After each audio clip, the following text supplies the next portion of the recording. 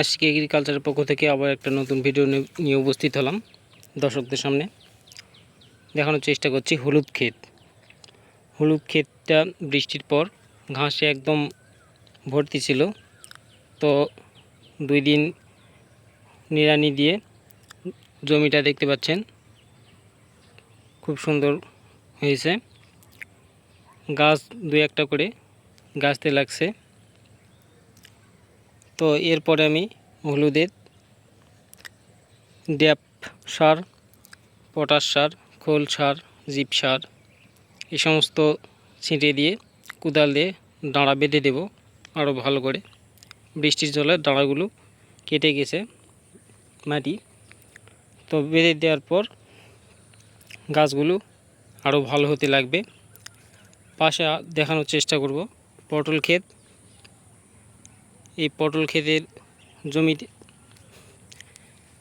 ঘাসে সেয়ে গেছিলো, এখনও আছে ঘাস। কিছুটা কাজ হয়েছে আর কিছুটা আগামীকাল করব। দেখতে পাচ্ছেন এই ঘাস পটল খেতে।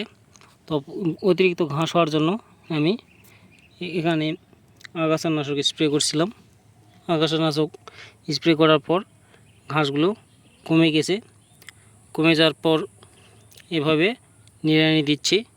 এ পাশে দেখতে পাচ্ছেন নিড়ানি দেওয়া কমপ্লিট হয়েছে, আর এই পাশে নিড়ানি দেওয়া এখন বাকি আছে। তো আগাছা স্প্রে করার পর আমি নিড়ানি দিতে অনেকটাই সুবিধা হচ্ছে, না হলে ঘাসগুলো অনেক বড় হয়ে যেত, এতে করে লোক খরচা বেশি হতো। তো আপনারা চাইলে আগাছানাশক স্প্রে করতে পারেন পটলের জমিতে। স্প্রে করে আপনাদের সময় এবং শ্রম দুটোই বাঁচাতে পারবেন। তো আমি এইভাবে সময় এবং শ্রম বাঁচানোর জন্য আগাছানাশক স্প্রে করেছিলাম।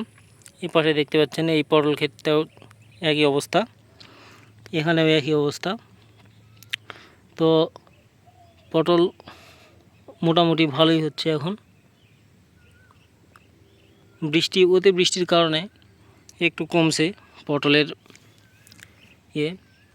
দর্শক বন্ধুরা দেখতে পাচ্ছেন পটলের লতি এভাবে যখন জানলার নিচে ঝুলে যাবে, পটলের লতিগুলো এভাবে আপনাদের জানলার উপরে উঠাই দিতে হবে।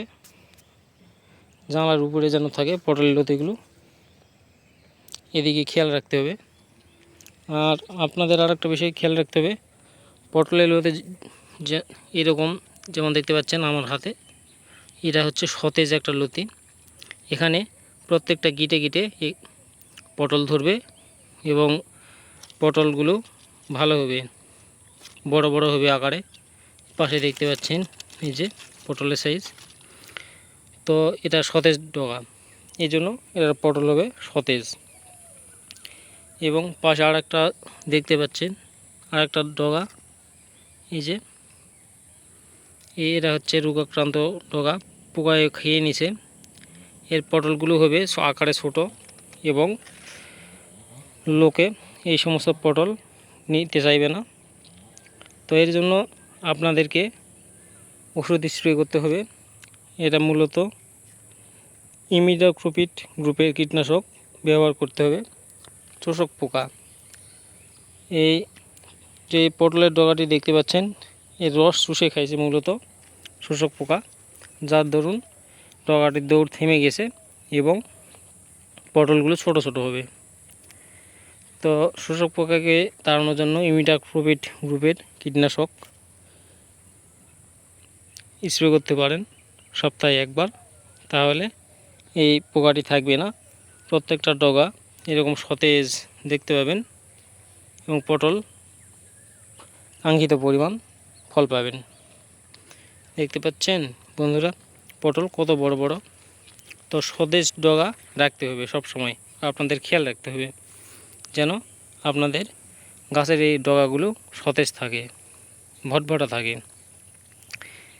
সকালে এসে দেখবেন পটলের ডগাগুলো সব জানলার উপরে, মানে আপনি আসলে অবশ্যই পটল চাষে যদি হয়ে থাকেন আপনি নিজেই বুঝতে পারবেন যে আপনার পটল ক্ষেত সুস্থ না অসুস্থ আছে। এই যে লতিগুলো দেখতে পাচ্ছেন এই যে দুলতেছে, তো এইরকম লতি সবসময় থাকতে হবে। লতি নেই তো পটল ধরা বন্ধ, পটলে ফলন হবে না।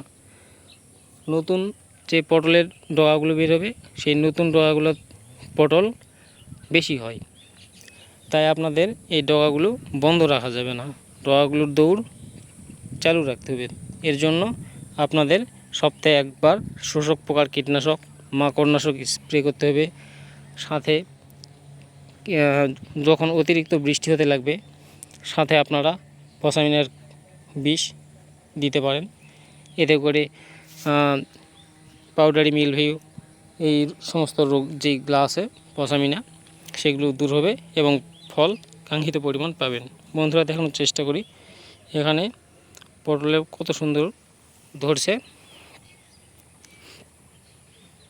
এই পটলগুলো শুধু পটলের ডগাগুলো ভালো থাকার জন্য এত সুন্দর কাঙ্ক্ষিত পরিমাণ ফল সম্ভব হয়েছে। বন্ধুরা দেখুন শুধু পটল দেখানোর চেষ্টা করছি। পটল কাঙ্ক্ষিত পরিমাণ ফলন হচ্ছে আমার জমিতে। যে বন্ধুরা দেখতে পাচ্ছেন পটলগুলো অনেক সুন্দর সুন্দর কিন্তু পটল ধরেছে।